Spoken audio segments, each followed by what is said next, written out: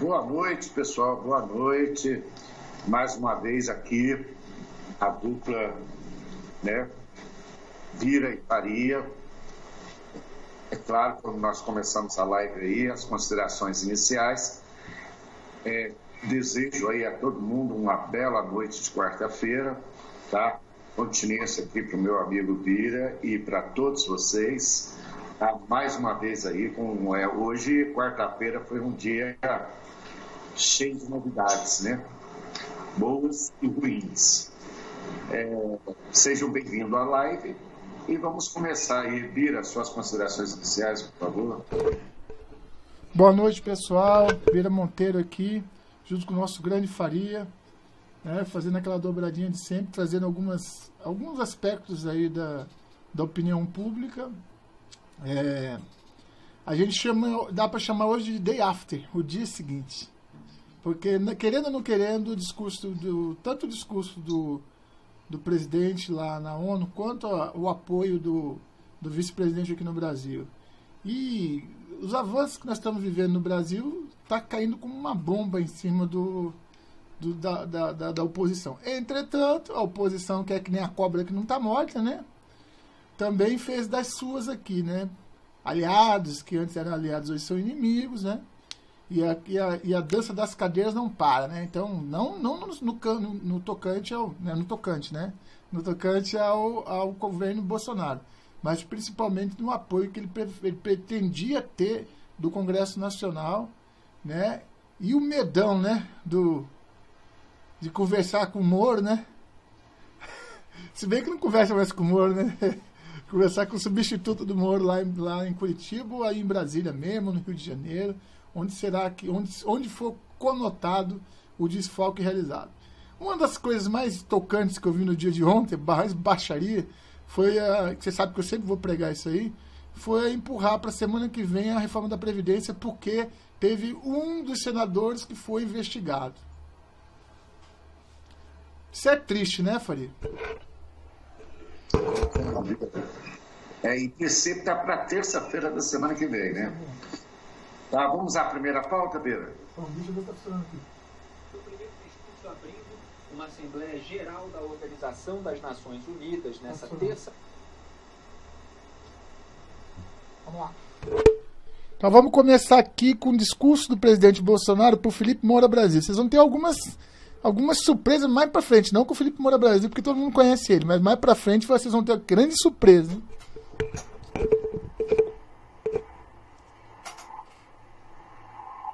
Seu primeiro discurso abrindo uma Assembleia Geral da Organização das Nações Unidas nessa terça-feira, o presidente Jair Bolsonaro falou sobre temas como preservação da Amazônia, soberania, socialismo, política externa, indígenas, Mercosul e economia. Ao longo da fala, Bolsonaro convidou os presentes para visitarem o Brasil e verem com os próprios olhos que o país é bem diferente do que tem sido relatado pela imprensa. Foram 32 minutos de discurso e nós separamos alguns trechos. No primeiro deles, Bolsonaro fala sobre o socialismo e ressalta o trabalho que tem feito. Pode soltar, Robson. No meu governo, o Brasil vem trabalhando para reconquistar a confiança do mundo, diminuindo o desemprego, a violência e o risco para os negócios, por meio da desburocratização, da desregulamentação e, em especial, pelo exemplo. Meu país esteve muito próximo do socialismo, o que nos colocou numa situação de corrupção generalizada, grave recessão econômica, altas taxas de criminalidade e de ataques ininterruptos aos valores familiares e religiosos. Depois, Jair Bolsonaro destacou o acordo comercial Mercosul-União Europeia. Pode soltar, Robson. Em apenas 8 meses, concluímos os 2 maiores acordos comerciais da história do país. Aqueles firmados entre o Mercosul e a União Europeia, e entre o Mercosul e a Área Europeia de Livre Comércio, o EFTA. Pretendemos seguir adiante com vários outros acordos nos próximos meses.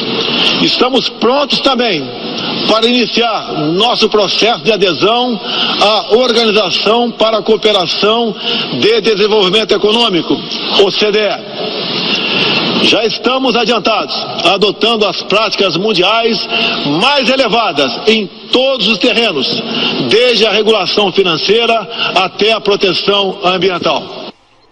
E o tema Amazônia foi o que mais repercutiu. Bolsonaro defendeu a soberania brasileira. Vamos assistir, Robson. É uma falácia dizer que a Amazônia é patrimônio da humanidade e um equívoco, como atestam os cientistas, afirmar que a Amazônia, a nossa floresta, é o pulmão do mundo. Valendo-se dessas falácias, um ou outro país, em vez de ajudar, embarcou nas mentiras da mídia e se portou de forma desrespeitosa com espírito colonialista. Questionaram aquilo que nos é mais sagrado, a nossa soberania. Um deles, por ocasião do encontro do G7, ousou sugerir aplicar sanções ao Brasil sem sequer nos ouvir. Muito bem, e Bolsonaro seguiu no tema da Amazônia, ainda ressaltando a questão da soberania. Pode continuar, Robson.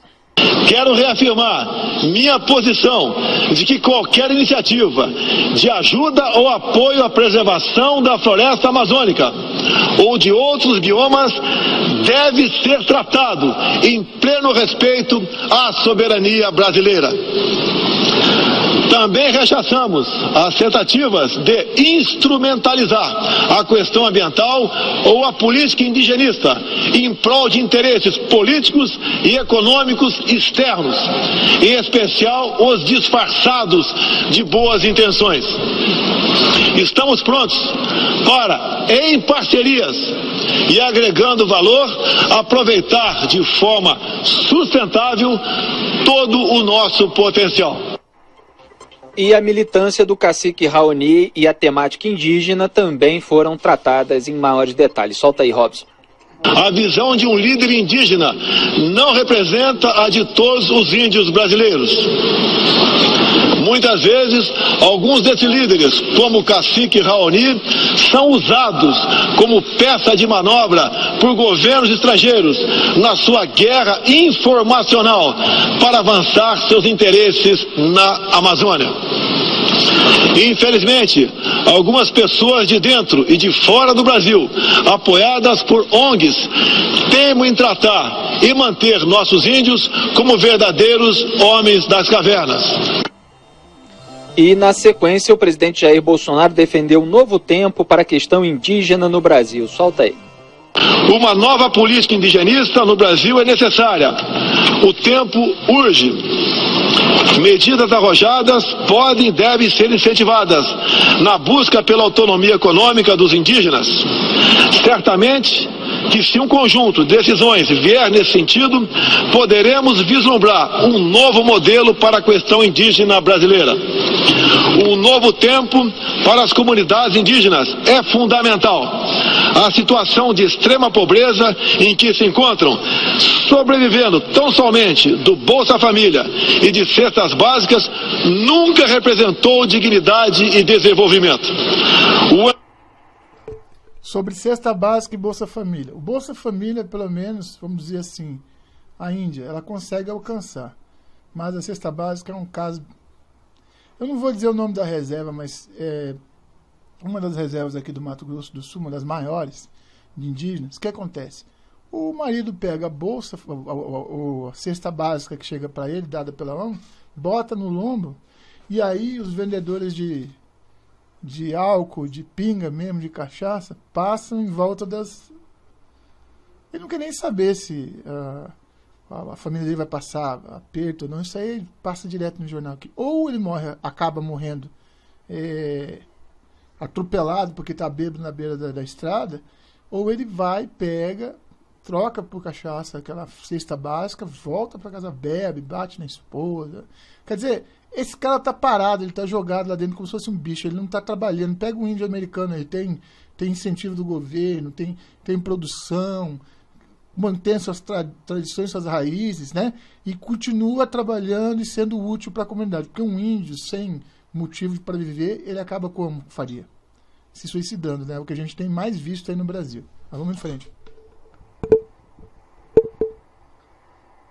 O ambientalismo radical e o indigenismo ultrapassado e fora de sintonia com o que querem os povos indígenas representam o atraso, a marginalização e a completa ausência de cidadania.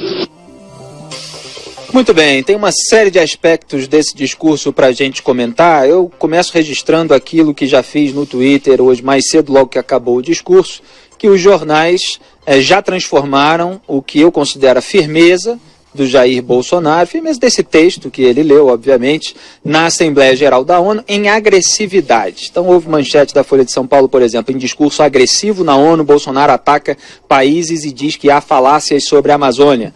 Manchete do Globo, em discurso agressivo, Bolsonaro ataca socialismo e o que chama de velho ambientalismo. Então eles consideraram isso agressividade. Agressividade, é claro que é algo que soa mal, é algo ruim, né? E a firmeza, para mim, é o que aconteceu ali, porque não houve o componente de grosseria, houve simplesmente o estabelecimento de limites para toda a repercussão de um problema, no sentido de que a Amazônia é, de fato, brasileira, e era isso que ele estava dizendo, né? A maior parte ali sobre a qual ele estava se referindo é do Brasil, e olha só, eu quero só registrar entre aspas aqui o que ele disse. É uma falácia dizer que a Amazônia é patrimônio da humanidade e um equívoco, como atestam os cientistas, afirmar que a nossa floresta é o pulmão do mundo.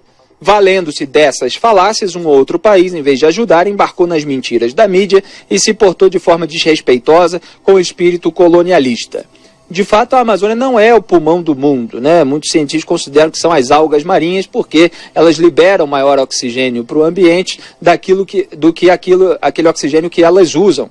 Então, tem muito esse discurso com essa embalagem bonitinha para dizer que a Amazônia é o pulmão do mundo e se está havendo qualquer problema com ela, nós todos estamos em risco, a população mundial está em risco e o planeta pode acabar por causa disso.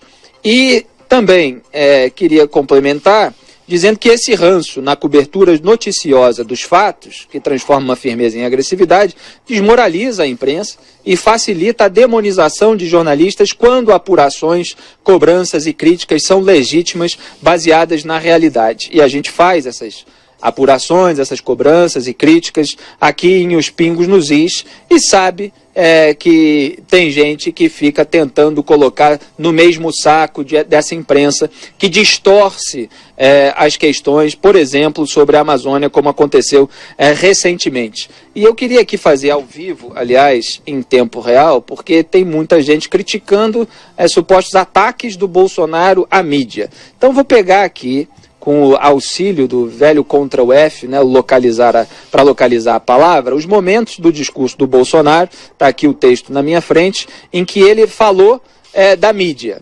Então eu vou botar aqui mídia, vamos lá, vamos encontrar. Primeira frase, ela não está sendo, falou da Amazônia, ela não está sendo devastada e nem consumida pelo fogo, como diz mentirosamente a mídia.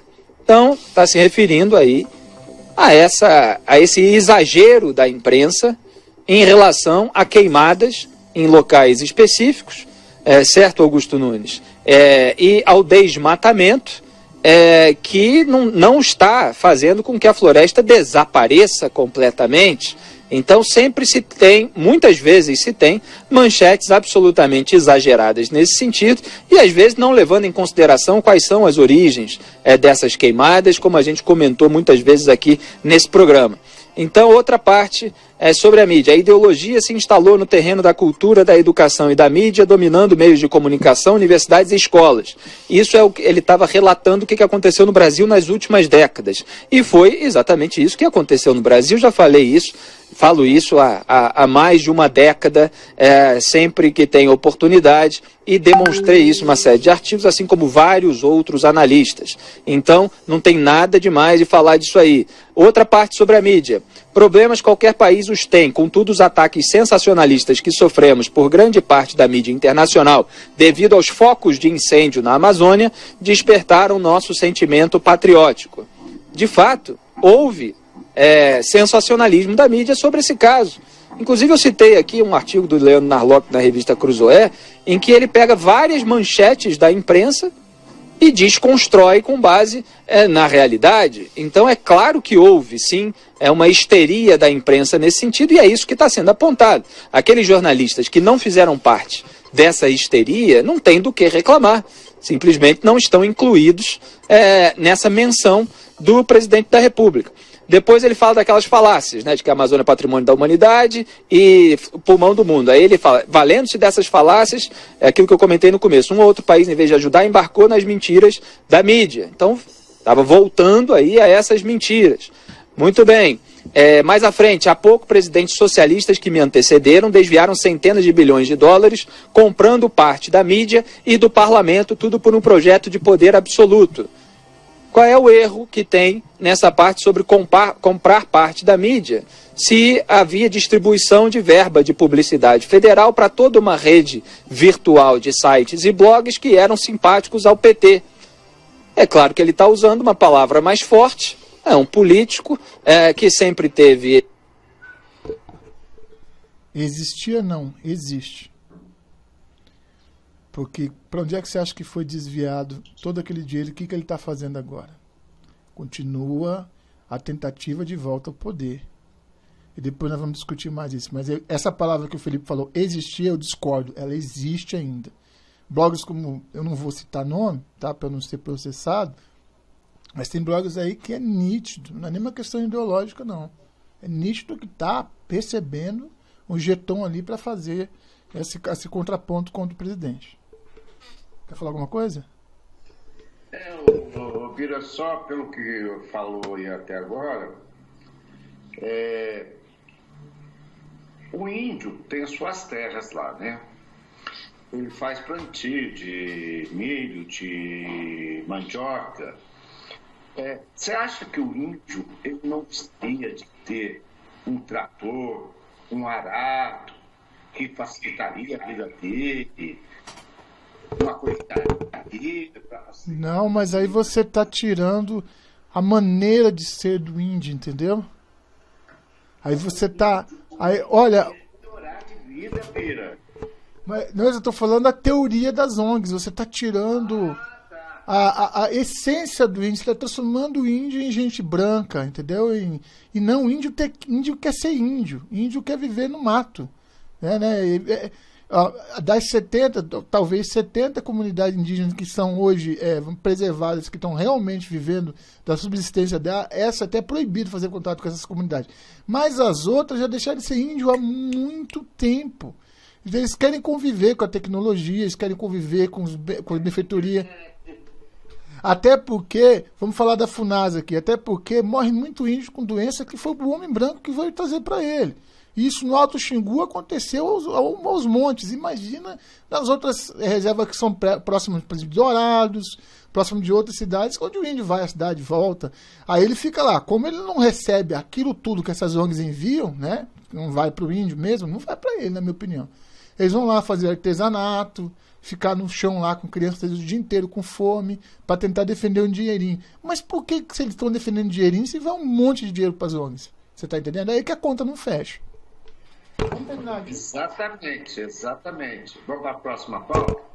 Só falta mais um pouquinho só. Esse discurso, e isso não tem nada muito fora da realidade. Eu estou dizendo isso porque muitas vezes a gente vê uma reação da imprensa se fazendo de vítima de ataques, quando muitas vezes está sendo descrito aquilo que uma parte da imprensa faz. Então ele estava se concentrando naquela parte da imprensa que exagerou, que reagiu histericamente, que deturpou as informações. E, enfim, ele volta aqui para aquilo que eu já tinha falado no começo. Então essas foram as menções à mídia. Eu critico nas redes sociais e critico nesse programa quando se usa a demonização feita pela imprensa de um político à direita, como Jair Bolsonaro, por exemplo, para tentar encobrir erros e malfeitos, como se tudo fosse uma grande acusação da imprensa. A gente precisa saber colocar os pingos nos is. Às vezes o presidente erra, ou às vezes ele tem um comportamento que não condiz com o discurso, ou simplesmente há certas atitudes que estão encobertas em névoa, e não dá para dizer que é tudo culpa da imprensa. Por exemplo, isso aconteceu várias vezes aqui nesse programa, Augusto, há o discurso de que a imprensa não foca no aspecto positivo do governo Jair Bolsonaro. Quantas vezes a gente apontou, listando inclusive os aspectos positivos. Mas várias vezes o presidente e o seu entorno disseram isso.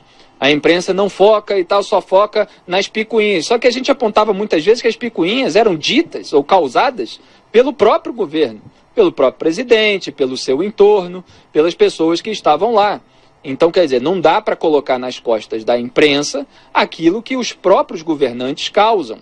O Paulo Guedes, que faz um excelente trabalho como ministro da Economia, na redução do tamanho do Estado, que deu uma entrevista aqui à Jovem Pan, Denise Campos de Toledo, falou da relação dele com o Jair Bolsonaro, respeitando as decisões de caráter político do presidente que interferem nas medidas que ele quer colocar em prática. O próprio Paulo Guedes falou da mulher do Emmanuel Macron. O presidente Jair Bolsonaro havia feito um comentário em rede social agressivo, esse sim, sobre a mulher do Macron. Depois o Paulo Guedes pediu desculpa, depois o presidente Jair Bolsonaro apagou. Então isso eles fizeram. Isso não é a imprensa que está chamando atenção para coisas secundárias, enquanto não dá bola para as questões principais. Se eles estão fazendo isso, é claro que eles estão alimentando deixar em segundo plano as questões principais. Então uma coisa é uma coisa, outra coisa é outra coisa, e a gente tem que colocar aqui os pingos nos is. Mas eu acho que ele já explicou bastante. O que ele quis dizer, de maneira geral, é que várias vezes é culpa da mídia, sim. Mas que quando essas picuinhas que surgem, como a tuitada do Carlos, esse fato do Eduardo se candidatar para a embaixada, que eu particularmente, você sabe, desde o primeiro momento que eu concordei, né? E outros casos, né, envolvendo o Flávio, né? Então, aí, realmente, são questões aí que acabam dando, vamos dizer assim, jogando gasolina no fogo, né? E é tudo que a imprensa quer hoje, a imprensa marrom, né? Essa imprensa marrom, ela quer essas picuinhas para poder vender jornal, para poder dar notícia, né? Até porque eu acho que tem um público cativo, né, para esse tipo de coisa. E aí também tem os eleitores de Bolsonaro que disseram que votaram em Bolsonaro porque não tinha outra opção. Essa é a maior conversa do mundo. Lembrando da época da eleição, quem era Bolsonaro mesmo, tá? E se não fosse, votava no Haddad. Não é bem por aí também, não. Só porque não queria o PT. Então por que não colocaram, em vez do PT, não colocaram como era lá o Chuchu lá, que gastou milhões lá na campanha dele, ou não botaram o Cirão para o segundo turno? Por que botaram o PT? Tá certo? Então, na verdade, é muita falácia que tem. Já a questão ao Felipe Moura Brasil, ele faz uma análise, ele tenta ser muito isentão e acaba que de vez em quando ele dá uns tiros no pé, né? Tenta fazer um jornalismo muito isento. Agora, eu tenho para mim aqui que a boa parte da mídia vai cair pro lado de João Dória quando chegar a época certa. Você vai ver que isso vai acontecer. Bom, vamos passar para o general Mourão se pronunciando sobre o discurso do Bolsonaro na ONU? Tudo bem. Quer falar alguma coisa? Não, eu só queria comentar o seguinte. Em relação ao que o Felipe Moura falou aí, em relação ao presidente, a respeito do presidente da França, da esposa dele, o presidente, pelo menos até onde eu vi, o presidente, ele falou que ele não admitia colocar família no meio de política. Agora, quem falou de verdade mesmo foi o Paulo Guedes, né? Que falou, não, o Paulo Guedes pediu desculpa, mas o Bolsonaro, eu não vi ele falar nada demais a respeito desse assunto. Até porque de manhã cedo, no dia que ele estava saindo para o Palácio da Alvorada, alguém perguntou para ele, o lance da esposa o senhor não comentou? Aí ele até tirou, ele tinha feito um comentário na internet, né? Eu acho que não é para brincar assim, não brinca com isso, uma coisa assim. Aí o cara tinha colocado uma foto da esposa do presidente da França. Bom, mas realmente é descer muito o nível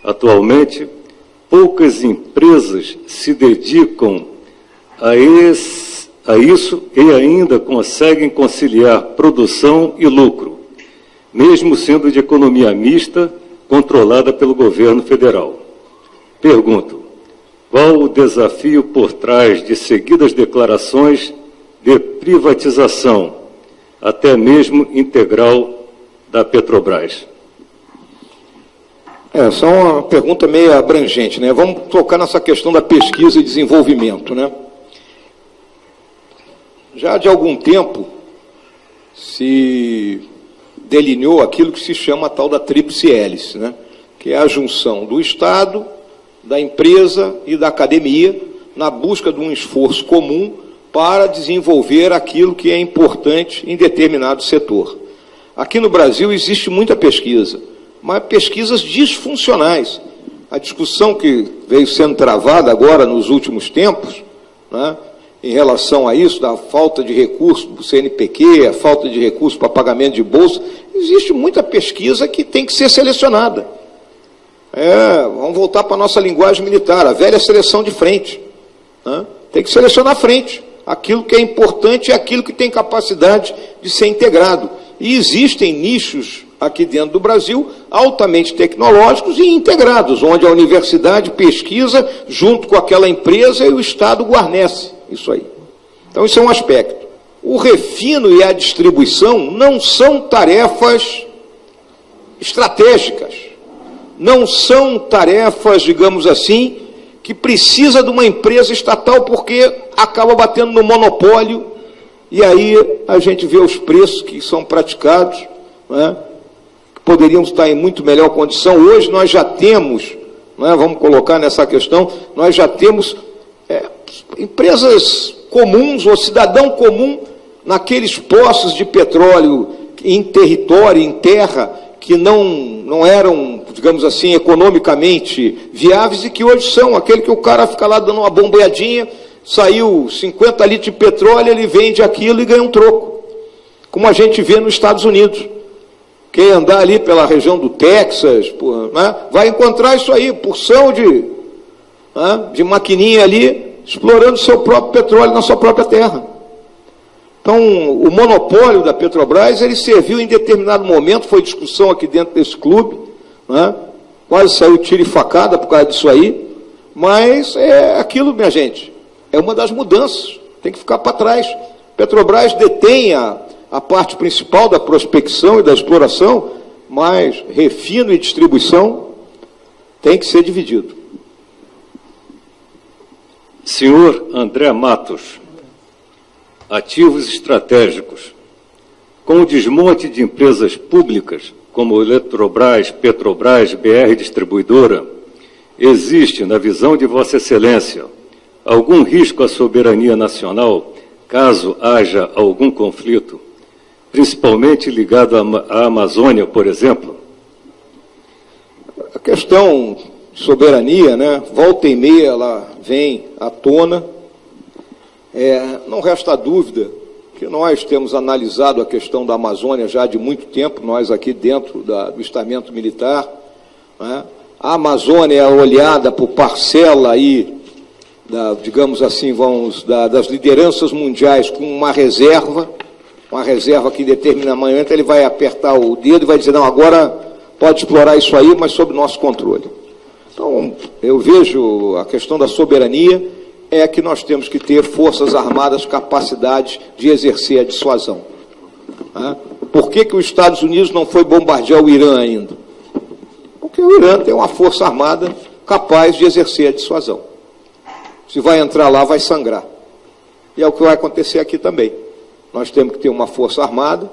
Há muitos anos atrás eu vi um oficial de marinha falar isso, Almirante Monteiro, que dizia a teoria do canivete. Nós temos que ter o nosso canivete. O grandão vem aqui, mas ele vai tomar uma canivetada na barriga e vai sangrar. Então, eu vejo isso, a questão da soberania, muito claramente isso aí. Não adianta eu dizer que a Eletrobras é minha, a Amazônia é minha, se eu não tenho capacidade de defendê-la. E isso passa pela capacitação das nossas Forças Armadas. E o que eu vejo hoje nisso? Número 1, né? Nos falta recurso? Nos falta recurso. mas nós temos preservado algo que não conseguiram meter a mão, que são os nossos valores. Ninguém meteu a mão nisso aí. Preservamos o nosso sistema de educação e preservamos a nossa forma de ser. E até hoje ninguém entendeu isso aí. Último debatedor, senhor Eduardo Neves, professor do TRT da Primeira Região. Em uma gestão de 4 anos, como transformar o Brasil em um país justo e perfeito?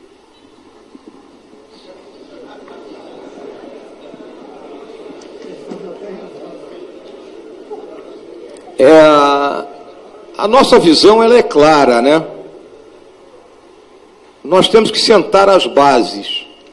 Uma das grandes preocupações do presidente é dizer, nós vamos fazer um governo sério, honesto, sem jogar dinheiro fora, porque se o presidente quisesse fazer um populismo barato aqui, a gente abria aqui, torrava aí uns 100 bilhões de dólares de reserva internacional, distribuía esse dinheiro e estava todo mundo feliz. Mas, em 2022, nós estaríamos mais quebrados ainda do que nós já estamos agora. Então, nós temos que ser sérios nisso aí. E temos que confiar que essa seriedade, essa colocação do país nos trilhos, renda um prosseguimento, seja para o presidente ou seja para alguém que professe a mesma linha de pensamento. Essa é a nossa visão, é a questão democrática que nós vivemos. Não tem como nós sairmos disso aí. É difícil? É difícil. Mas eu já falei em vários lugares. Se fosse fácil, convocava outros, não convocasse a gente.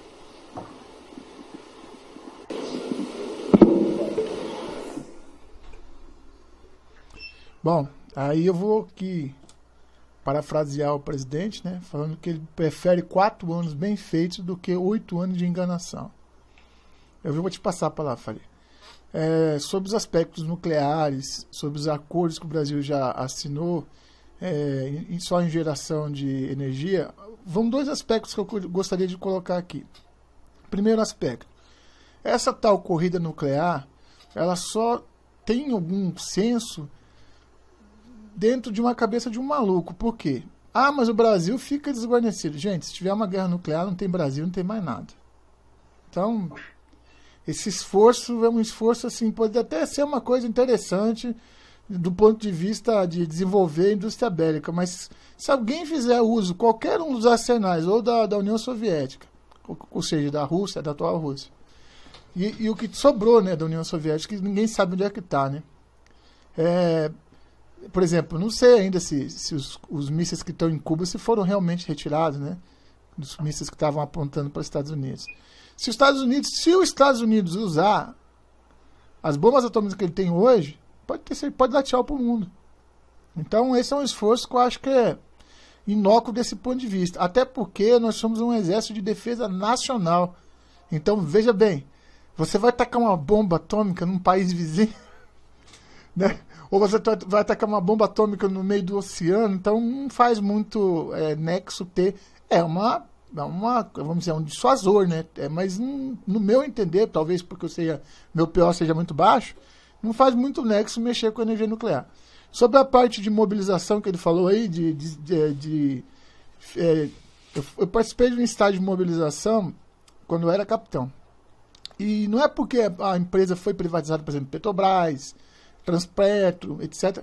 Não é porque essas empresas foram privatizadas, inclusive as que já existem, que já são VEG do Brasil, eu poderia dizer várias aí, Volkswagen do Brasil, as empresas que estão aqui, que estão trabalhando aqui. No caso de guerra, no caso de declaração de guerra, e nesse caso é uma situação de defesa nacional, é tão somente isso. Por isso os bobos que ficam falando que a gente vai atacar a Venezuela, lê a Constituição pelo menos, pelo amor de Deus, pelo menos abre ali na primeira parte, dá uma olhada lá. A autonomia dos povos, está escrito lá. Nós garantimos a autonomia dos povos. Entramos em missão de paz, mas como peacekeepers, e não como make-keepers. Tá? Então nós não entramos lá para fazer a paz, make peace, make peace. Nós entramos lá como peacekeepers, ou seja, mantenedores da paz. E isso foi citado no discurso do presidente também, durante os 31 minutos que ele falou. Portanto, essas questões que fizeram aí, inclusive reforçando a última que foi feita, como transformar o Brasil num país maravilha em 4 anos. Isso é impossível. O vice-presidente não quis falar isso, mas isso é totalmente impossível. Nós estamos dando o primeiro passo. Uma longa caminhada começa com o primeiro passo. E mais uma vez, vale mais 4 anos bem feitos do que 8 anos de porcaria. Alguém nos ensinou isso e o número do partido era 13. Tá contigo, Faria. Pessoal, eu concordo aí com o Bira, eu acho que todo mundo também concorda. Em relação aí ao que o Mourão falou, em aspecto nuclear, que nós já assinamos, né? O Fernando Henrique Cardoso assinou que nós não faríamos isso, mas foi o que o Bira falou.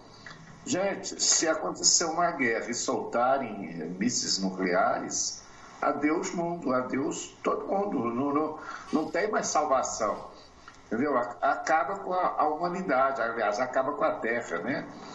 Ela vai ficar aí bilhões de anos aí sem habitantes, né? Então, seria o fim do mundo, né? Seria o fim do mundo. Então, não tem porquê também o Brasil aplicar dinheiro nisso daí. Primeiro, pelo tratado que já foi assinado. E segundo, que não tem de valia nenhuma, a não ser aí respeito, essa coisa toda, que para mim, eu acho que o dinheiro que vai ser gasto podia ser gasto em outra coisa, é claro, né? E o elogio do Mourão em relação ao nosso presidente, eu acho que ele foi fantástico, tá? Para acabar aquela teoria lá de conspiração que muitos canais comunistas aí têm, aquela conspiração, não, o Mourão vai assumir a presidência, não, o Bolsonaro está morrendo, está com câncer. Aí até o Bira fez uma brincadeira, né? Faria, você viu a nova peruca do presidente aí, os cabelos do presidente caiu? Falei, não. Então, pô, gente, pelo amor de Deus, né? É insensatez isso daí, né? Nossa Senhora. Próxima pauta, Bira. Bom, antes da gente começar com as pessoas de baixo nível, que eu vou falar aqui agora, daqui a pouco, vamos passar primeiro, vou dar uma puladinha na pauta aqui, vamos pegar mais um de alto nível, o discurso de Bolsonaro na ONU, segundo Alexandre Garcia, eleitores e Haddad descontentes. Positivo? Positivo. Vamos lá. Vamos ao que interessa, aos assuntos de hoje. Bom, em primeiro lugar, estava marcada para hoje a votação em primeiro turno no Senado da proposta do projeto de emenda à Constituição, né, da reforma da Previdência. O presidente do Senado transferiu para semana que vem essa votação. Mas amanhã está marcado, né, na quarta-feira, um julgamento de algo que saiu da turma e vai para o plenário do Supremo sobre se deve ou não ouvir o réu depois de ouvida a testemunha de delação premiada. O réu é ouvido, ouve-se a delação premiada e depois se dá a sentença, mas isso não seria regular. Parece que está com a maioria de votos para considerar inválido o julgamento que não ouviu o réu de novo depois de registrar a delação premiada. O caso em si é do ex-presidente do Banco do Brasil, Aldemir Bendini, que a turma estava anulando a condenação dele com base nisso. Isso pode se estender para outros condenados lá na Lava Jato. Bom, agosto deu a maior arrecadação desde 2014, a arrecadação federal. Isso significa também que a economia está se recuperando. E vai se recuperar mais ainda a economia se fecharem alguns ralos. Ontem estavam me dizendo que farmácia popular é um dos ralos. Não quando se entrega mesmo o remédio, mas só quando se recebe a receita, não se entrega o remédio e recebe o dinheiro. Né? E que também, em muitos lugares desse país, aposentadorias, Bolsa Família, auxílio maternidade estão sendo dados sem que haja realmente tudo isso. É um sangramento do país provocado pelos próprios brasileiros, né? Uma sangria do país provocada pelos brasileiros. A gente fica condenando os outros corruptos, fica escandalizado com a corrupção, mas havendo oportunidade, muitas vezes a gente adere, né? Na base daquele sujeito que estacionou o carro em lugar proibido, depois justifica, não, mas já tinha outro lá, havia outros, né? Estão fazendo isso, então vamos fazer também. Bom, falei em carro, olha, na hora que entrou o discurso do presidente do Brasil na ONU, eu dei um jeito de estacionar na sombra para ficar ouvindo, né? Havia compromisso na frente, mas eu esqueci o relógio. E realmente valeu a pena ouvir cada palavra, cada entonação, cada frase desse discurso. Foi um discurso de estadista, sem dúvida, né? Teve gente que criticou, dizendo que ele deveria ser mais enfático com a Amazônia, deveria mostrar que vai haver uma dissuasão militar de quem quiser meter a mão na Amazônia, mas aí é nacionalismo exagerado. Eu acho que foi discurso de estadista, num ponto além, pelo menos da minha expectativa. Foi muito acima da minha expectativa. Eu achei que foi, eu até anotei aqui os adjetivos, né? Ele foi altivo, foi direto, foi sincero, sem filigranas diplomáticas, sem punhos de renda, né? O discurso é mais ou menos a apresentação do novo Brasil, para que o mundo conheça um novo Brasil que está em transformação, um Brasil que está em reforma, né? Depois do caos em que nos meteram, um caos moral, econômico, né? De todo jeito.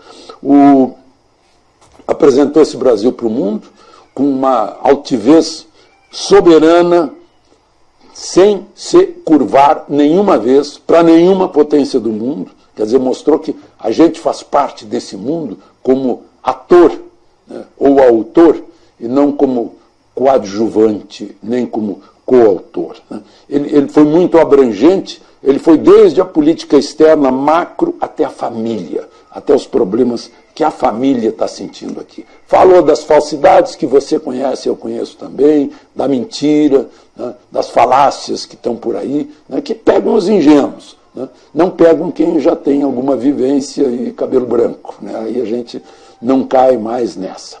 Ele mostrou que foi incisivo, enfim, né, ele representou a vontade nacional, né, a aspiração nacional, né. Todos nós queremos nos livrar da corrupção, nos livrar do crime, nos livrar de pressões estrangeiras com olho nas nossas riquezas, né, de parar com essa ideologia que impõe, pela sua natureza totalitária, ideias que a gente teria que ter, né, no politicamente correto, você tem que pensar como eu, né. Ele, enfim, surpreendeu, né. Vejam só, talvez você não tenha ouvido o discurso, eu fiz assim uma ordem dos assuntos só para a gente pensar de novo nesse discurso tão importante, né. Eu chamaria o discurso de a apresentação de um novo Brasil. Durou aí quase 30 minutos, né. Primeiro falou que conseguimos nos afastar do socialismo, né, sob influência cubana, né, lembrou que nós derrotamos aqueles que aqui queriam implantar,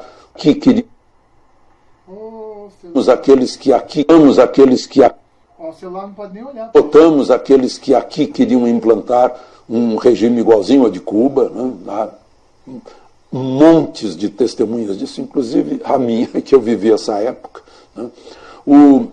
Falou também da Venezuela, mostrou como estamos acolhendo os refugiados da Venezuela, né? Falou daqueles escravos médicos cubanos que vieram para cá e tinham que deixar 75% do salário, né?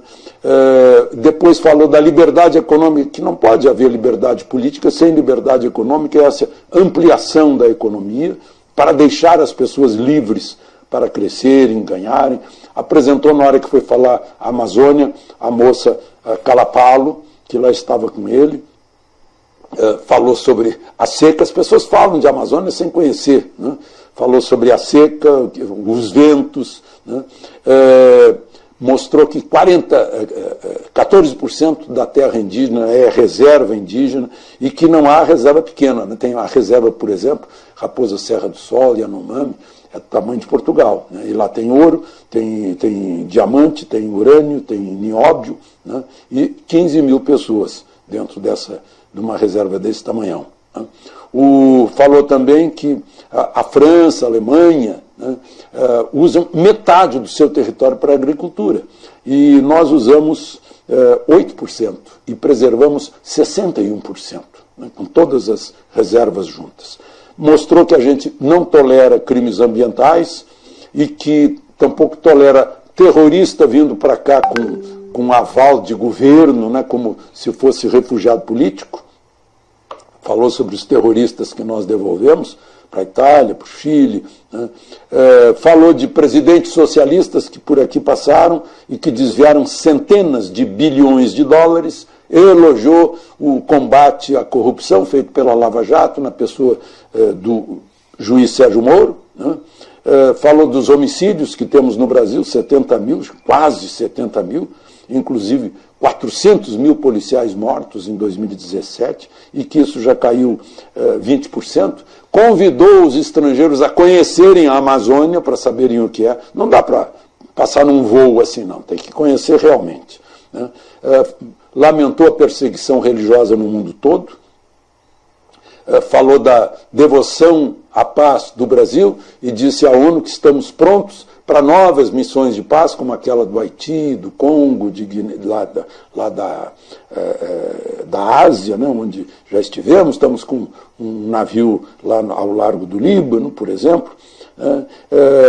Falou das visitas ao exterior, de países que são nossos parceiros.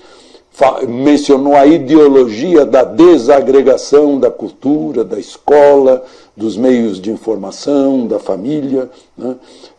Ele próprio mencionou que foi vítima da ideologia, né, de um radical que enfiou uma faca na barriga dele, que até agora está tendo consequências, e terminou com a verdade vos libertará. Né? A frase em latim é veritas liberabit vos. Eu gosto muito dessa frase. A gente se sente livre com a verdade. Então, eu nunca vi alguém tão incisivo, simples, direto, né, e que surpreendeu. Verdade. Desagradou, claro, os eleitores de Haddad, né, sem dúvida. Mas mostrou que tem gente em casa. Né. Só de Haddad, não. Desagradou os eleitores de Dória também, né? E aí já está lançada para 2022 a pré-candidatura de Dória.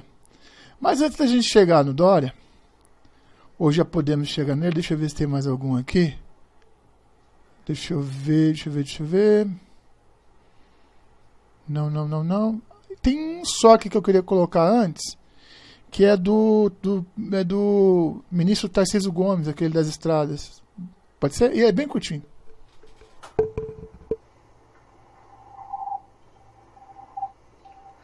E aí eu tenho que fazer uma homenagem ao presidente Bolsonaro, que está apanhando, mas teve uma coragem, uma coragem extraordinária, nomeou ministros técnicos, rompeu.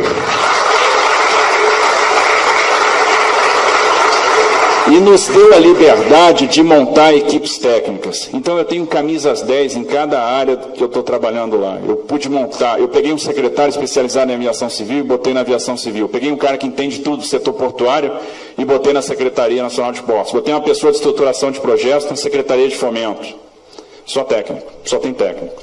A diretoria do DENIT é técnica. A diretoria da Valec é técnica. Isso faz toda a diferença. Isso tem um preço político? Claro que tem. É um rompimento muito forte. E ele teve a coragem de fazer esse rompimento. Eu não seria ministro se o presidente fosse outro. Eu não tenho partido. Eu tenho partido, ó.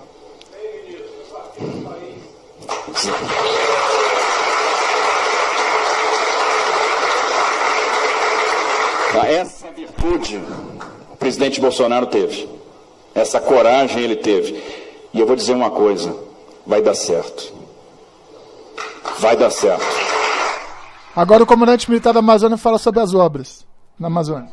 Você pode confiar no Exército. Nós estamos presentes em qualquer lugar aqui da Amazônia, fazendo nosso trabalho de segurança e de defesa e aqui fazendo um trabalho de desenvolvimento nacional e apoiando a população de bem, caminhoneiro que trabalha dentro da sua cabine 24 horas por dia também. Nós temos coisas em comum com o caminhoneiro. Somos os 24 horas por dia, 7 dias por semana.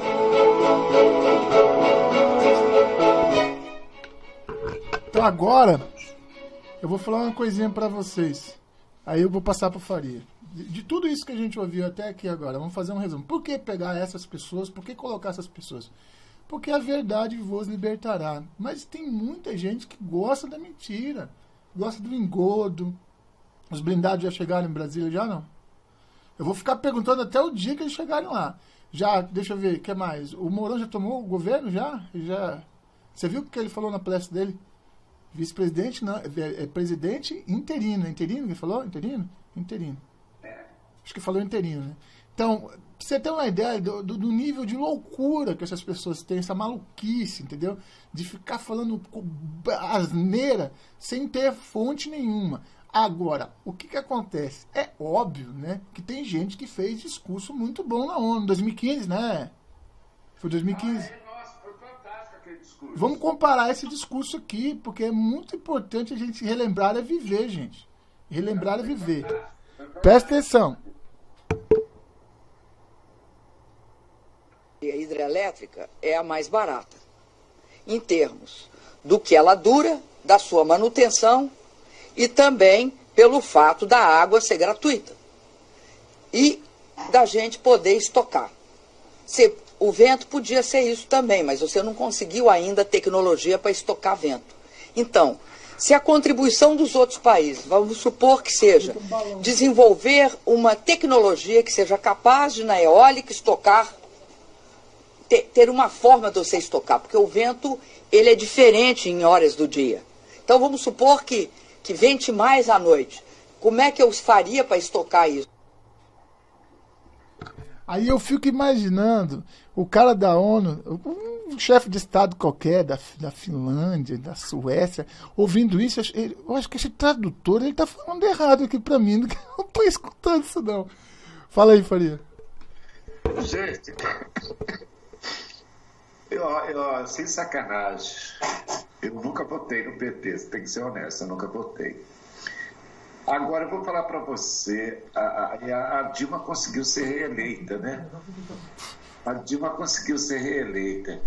Aí eu pergunto, né? Meu Deus do céu, gente, olha a vergonha que nós passamos toda vez que a Dilma foi na ONU, né? Porque é feito uma vez por ano, né? Então, eu falo para vocês, gente, quando eu ouço a Dilma aí, como o Bira colocou aí em 2015, ela na ONU, e falando essas barbaridades, né, eu não duvido não, né, que os países tenham falando assim, eu acho que o tradutor está traduzindo isso aqui errado, não é possível, entendeu? Mas não era verdade, né? Todos nós sabemos que a Dilma, eu não sei, eu acho que a Dilma pelo amor de Deus, gente, eu tenho uma vergonha dessa mulher ter sido a nossa presidente, que vocês nem imaginam. Eu acho que vocês também tenham essa vergonha aí, né? Mas não é culpa nossa, né? Infelizmente foi do Bolsa Família e demais esmolas aí que aconteceram. E porque, né, era o Nordeste em massa, né? O Nordeste está acordando, graças a Deus, estão enxergando aí o que está acontecendo no Brasil. Agora, eu não sei se eu tenho que perguntar para o Bira aqui. Ô Bira, você colocou aquela pauta de diferença, como se dá uma notícia, como que a Rede Globo deu a notícia, como a Record deu a notícia, você colocou essa pauta aí? Eu acho que não, mas a gente pode fazer isso no outro dia, pode ser? Pode ser amanhã. Agora, vamos começar a mostrar a verdade aqui da dor de cotovelo? Ó. Assim, ó. até um dia era Bolsodória, não, estamos juntos, gosto muito do projeto do Bolsonaro, excelente e tal. Primeira fase, já recebeu o expulso do partido do PSL, né? Já recebeu, já teve aquele chororô todo, ali rolou lágrimas de crocodilo naquilo ali. Segunda fase, vamos ouvir o que o João Dória falou do discurso do presidente?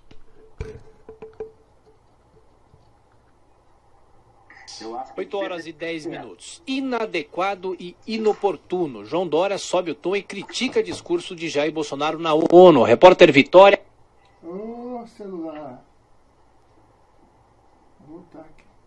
ONU. Repórter Vitória Abel. O governador de São Paulo, João Dória, fez duras críticas nesta terça-feira ao discurso do presidente Jair Bolsonaro na Assembleia Geral da ONU. Em tom enfático, o tucano chegou a enumerar os pontos negativos da fala do presidente, destacando a falta de bom senso e humildade. Dória ainda avaliou como péssima a repercussão internacional gerada pelo discurso. Primeiro, inadequado. Segundo, inoportuno.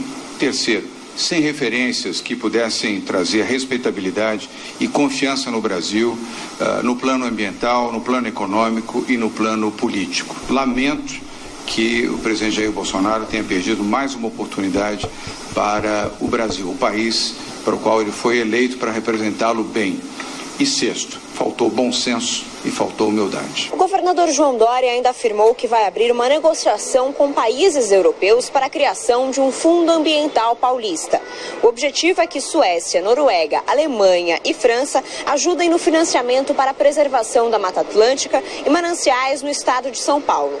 Segundo ele, os recursos também seriam direcionados para a despoluição dos rios Pinheiros e Tietê. Se o governo federal não quer, São Paulo quer. E nós vamos buscar estes investimentos.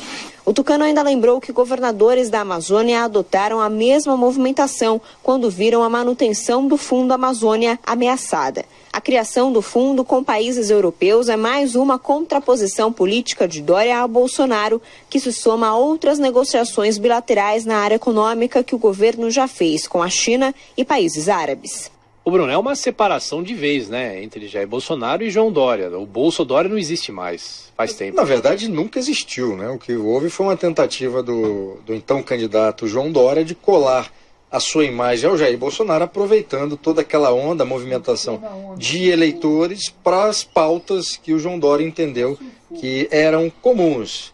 Passada a eleição, as críticas começaram e, Tiago, ouvinte, a gente já está num pré-debate de campanha presidencial. Então a gente tem que olhar tanto as críticas, comentários que o João Dória faz a respeito de declarações, atos do presidente Jair Bolsonaro, e algumas dessas críticas, pelo menos, são críticas compreensíveis e justas, e também quando o Bolsonaro reage a alguma declaração de João Dória, também está de alguma maneira tentando neutralizar essa tentativa já do João Dória de antecipar o discurso da próxima eleição presidencial. Agora, sim, a respeito do discurso do Jair Bolsonaro, de fato, ele fez um discurso muito mais do seu governo do que propriamente um discurso de um estadista. Isso não é exatamente um problema substantivo, mas há um problema quando você é líder de um país e você acaba fazendo um discurso que é muito mais uma prestação de contas do seu governo do que uma apresentação daquilo que o Brasil, a forma como o Brasil deve ser apresentado no plano internacional. Eu não acho que seja exatamente um erro do ponto de vista político, porque cada presidente escolhe a forma como se posiciona, e no caso do Jair Bolsonaro tem um aspecto adicional que eu acredito que fez com que a sua equipe elaborasse um discurso com aquele conteúdo e com aquele tom, que é o fato do Jair Bolsonaro, desde a campanha, ser atacado pela imprensa nacional, mas também pela imprensa internacional, que acaba, de alguma maneira, reverberando o que aqui se publica, o que aqui se critica. Então, o Jair Bolsonaro aproveitou de forma política, da forma como entendeu ser a mais adequada, para também apresentar não um discurso de um estadista, projetando o país. Aí, eu tô falando? Apresentar não um discurso de um estadista. De novo, cara. estadista, projetando o país de uma forma insípida para fora, como é praxe nesses discursos, um discurso anódino, um discurso que não diz exatamente as intenções daquele líder de Estado, mas ele aproveitou essa tribuna internacional para deixar bem clara para deixar clara a sua posição geral em assuntos específicos, e eu comentei aqui de manhã aquilo que é a sua visão política e a sua visão das responsabilidades do Estado brasileiro, e deixou bem claro aquilo que ele é contra e aquilo que ele é a favor.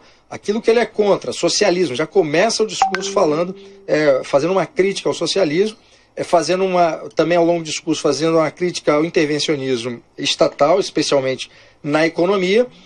Também falou do problema da violência e também se posicionou a respeito daquilo que ele é a favor, por contraposição, liberdade política e econômica, economia de mercado, segurança pública e outros elementos. E também uma parte do discurso importante foi pontuar a posição do governo, a posição oficial a respeito do que vem acontecendo na Amazônia, porque recentemente teve toda aquela confusão gerada, em parte, pelas críticas do presidente Jair Bolsonaro. 8h16. Repita. 8h16. Agora, os bastidores... Para a gente começar, eu estava tentando achar o nome desse inexpressivo de causa aí, eu não consegui achar o nome aqui na Jovem Pan.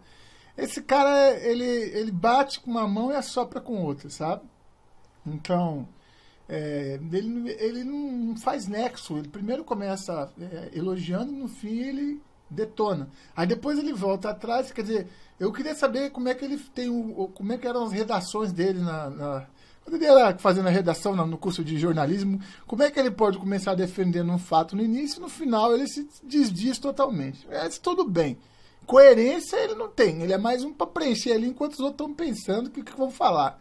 Né? Porque, por exemplo, o apresentador... E o Jornal da Manhã, você pode ter certeza que ele é Dória.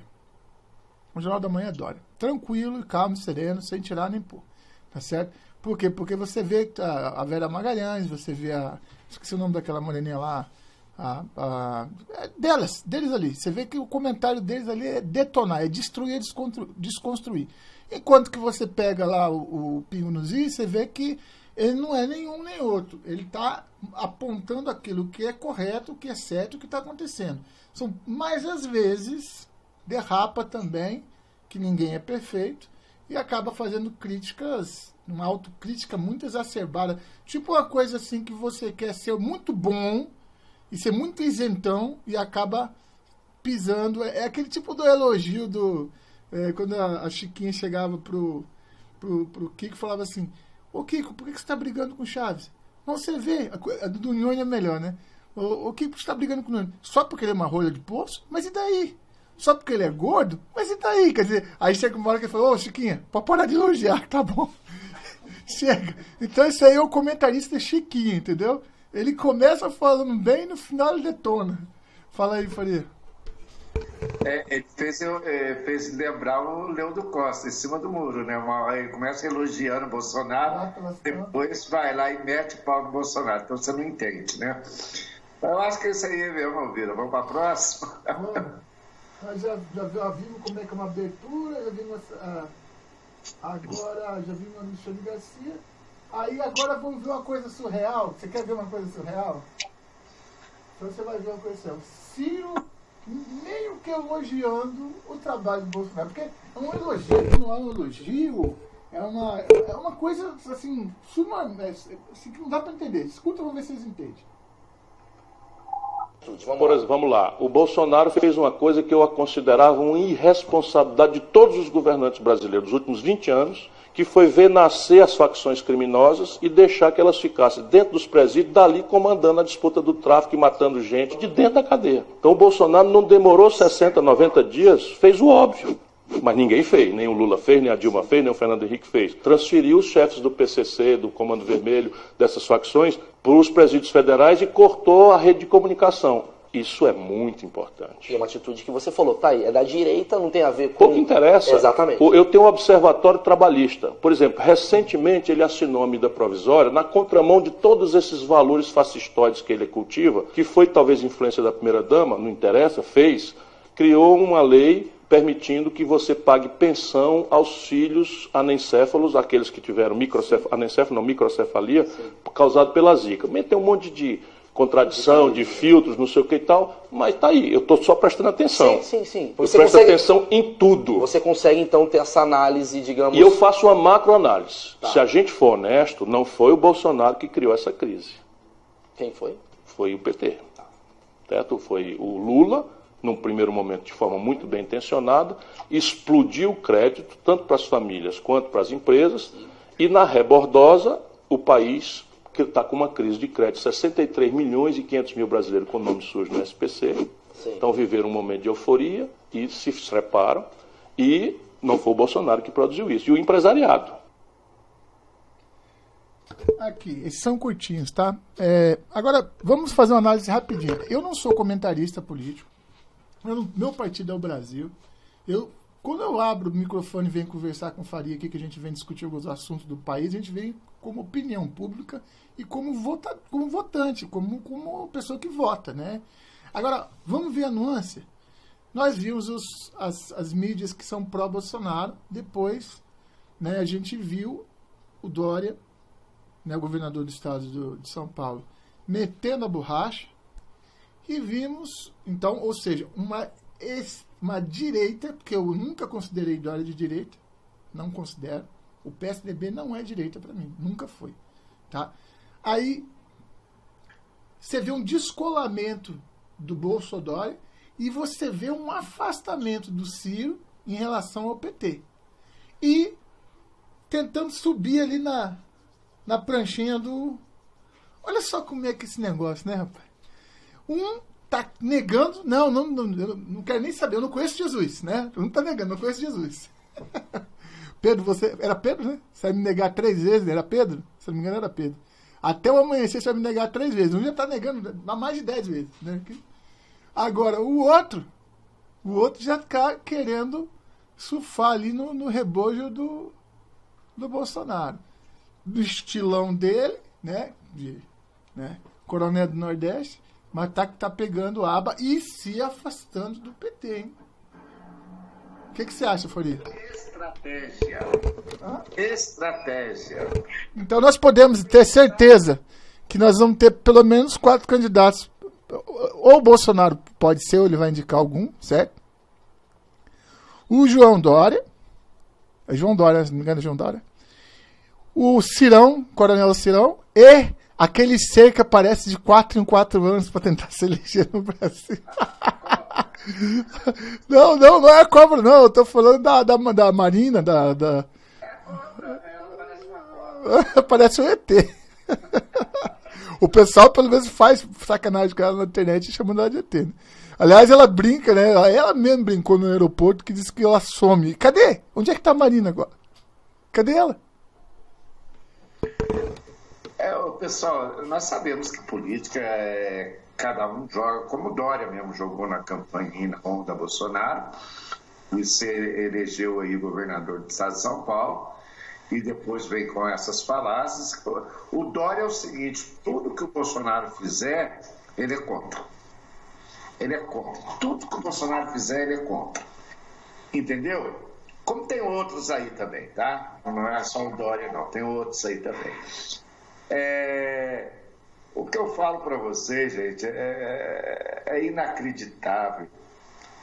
Ele colocou 6 pautas, né? O Dória colocou 6 pautas do Bolsonaro. As 6, ele criticou o Bolsonaro. Ele não colocou uma pauta do Bolsonaro elogiando o Bolsonaro. Só crítica. Ninguém pode estar totalmente certo e ninguém pode estar totalmente errado. Não existe isso. Ninguém é totalmente ruim nem totalmente bom. Tem boas partes e más partes em qualquer governo, em qualquer pessoa. Mas ele só enxergou o lado negativo, né? Aí, inclusive ele falou que se o Bolsonaro não quer, ele quer. Quem disse que o Bolsonaro não quer? O Bolsonaro quer colocar ordem no galinheiro. Cara, a gente está aí 1h12 falando nisso. Vamos fazer aquela pauta do mundo de Greta? Então, o Bolsonaro levou a Índia, eu não lembro o nome dela, que é youtuber, que já lançou alguns vídeos na internet, que inclusive nós passamos um aqui, né, do áudio dela. E a Greta foi lá, é sueca ela, né, se não me engano? Aí ela foi lá e aí tem um comentário aqui de um canal militar, canal de fundo de... Ela tem 16, né, não é isso? 16 anos. E o mundo que a Greta quer pode ocasionar uma coisa bem difícil. Vamos ouvir aqui a análise do pessoal de um canal aí, canal de cunho militar. Assim, não é militar de militares, não. O cara eles estudam os exércitos, as condições, eles não são militares da ativa nem da reserva, não. Tá? É um rapaz aí que faz esse tipo de estudo. Só um instantinho. O mundo de Greta. E aí eu tenho que fazer uma homenagem ao presidente Bolsonaro.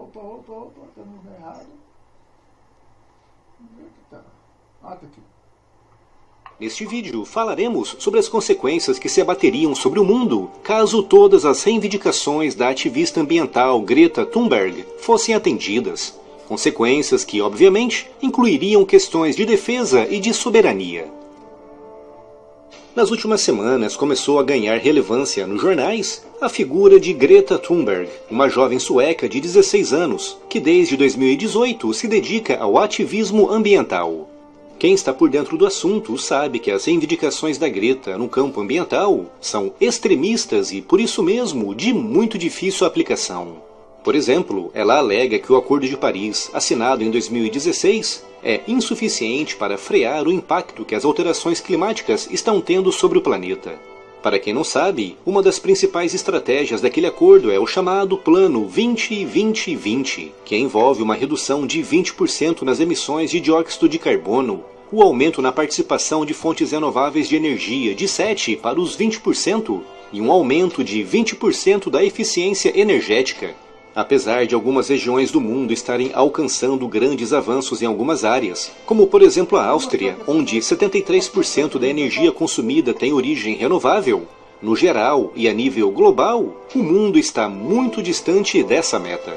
O mesmo acontece com o nível de emissões de dióxido de carbono e eficiência energética, com algumas pequenas regiões do planeta chegando mesmo a ultrapassar a recomendação, mas com o mundo permanecendo, em geral, ainda muito abaixo disso.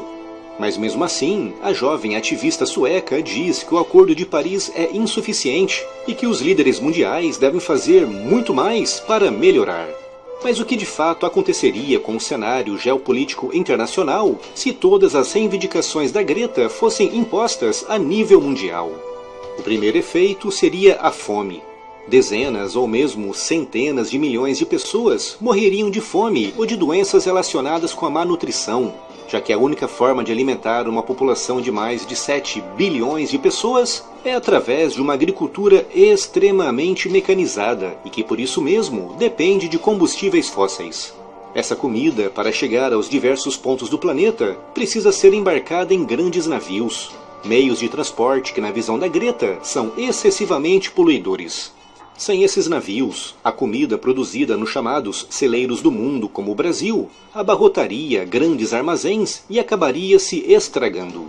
A fome levaria a revoltas, motins e confrontos internos e espalhando o caos. A economia mundial, ainda muito dependente de fontes não renováveis de energia, entraria em colapso. Isso levaria ao desemprego em massa, com setores inteiros da indústria encerrando as portas. Outra consequência seria a guerra. Num mundo sem grandes navios de transporte e com uma agricultura pouco ou nada mecanizada, países com muitas terras aráveis despertariam a cobiça de países populosos com pouco espaço para agricultura. Nos anos 30, o Japão, um país com pouquíssimo espaço para agricultura, invadiu e anexou grandes porções da China, justamente porque precisava com urgência de comida e recursos naturais que não tinha em seu próprio território. Adolf Hitler, quando invadiu a Polônia em 1939, tinha por objetivo conquistar todo o leste europeu, incluindo a União Soviética, à procura do Lebensraum, ou espaço vital, áreas que seriam usadas para produzir alimentos para garantir a sobrevivência do povo alemão. Situações como essas poderiam se repetir no mundo da Greta, com países invadindo outras nações, à procura de espaço para cultivar alimentos para sua população. A guerra também poderia ser motivada pela imposição dessas regras às nações. Imaginem que alguns países resolvem desobedecer às imposições do mundo da Greta. As outras nações, que estão seguindo à risca as imposições, temendo a vantagem que essas nações teriam, poderiam iniciar guerras para obrigá-las a obedecerem também às novas regras ambientais. A tecnologia como um todo sofreria também um grande retrocesso, já que a inovação tecnológica costuma exigir um grande aporte energético. E a engenharia como um todo também regrediria, já que a produção de aço depende diretamente de fontes não renováveis. A Greta disse no seu discurso na ONU que os líderes estão destruindo seus sonhos. Mas se os sonhos da Greta se tornarem realidade e forem impostos ao mundo, a fome, o desastre econômico, as guerras e o retrocesso tecnológico levariam a um período de caos global que poderia durar décadas ou até mesmo séculos. O mundo precisa estar atento ao clima e devemos implementar com urgência certas medidas, principalmente as relacionadas com a eficiência energética, o que leva a uma maior produtividade global. Mas isso tem que ser feito passo a passo, respeitando os avanços tecnológicos e não inflamados por discursos extremistas. O mundo precisa evoluir, mas o mundo sonhado pela Greta seria um pesadelo muito distante de qualquer sonho.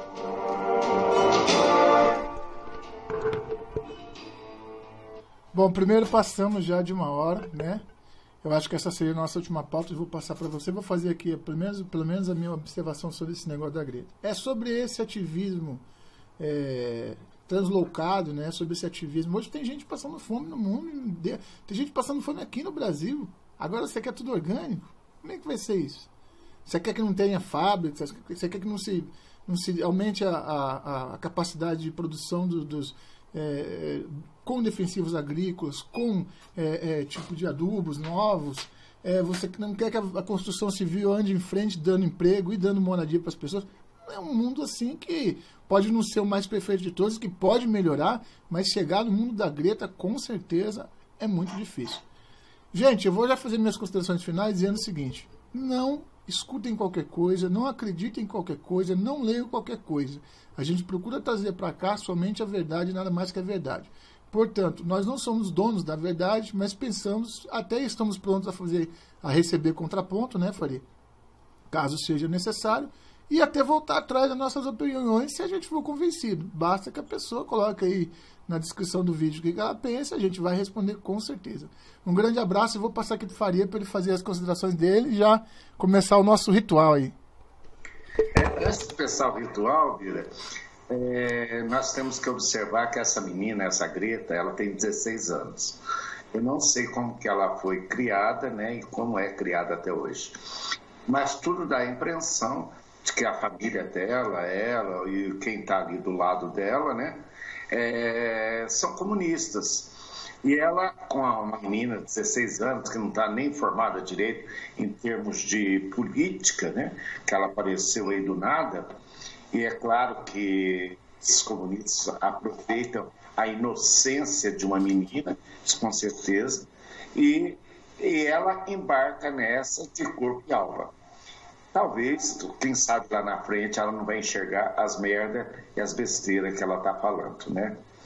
Ela seria uma nova Hitler no mundo, né? Então, espero que Deus dê a capacidade de colocar a mente dela em dia para que uma menina dessa possa realmente enxergar a verdade do mundo, a verdade da política e a verdade da alimentação do mundo, como o Bira falou aí, até no próprio Brasil, nós estamos aí com várias regiões aí passando fome.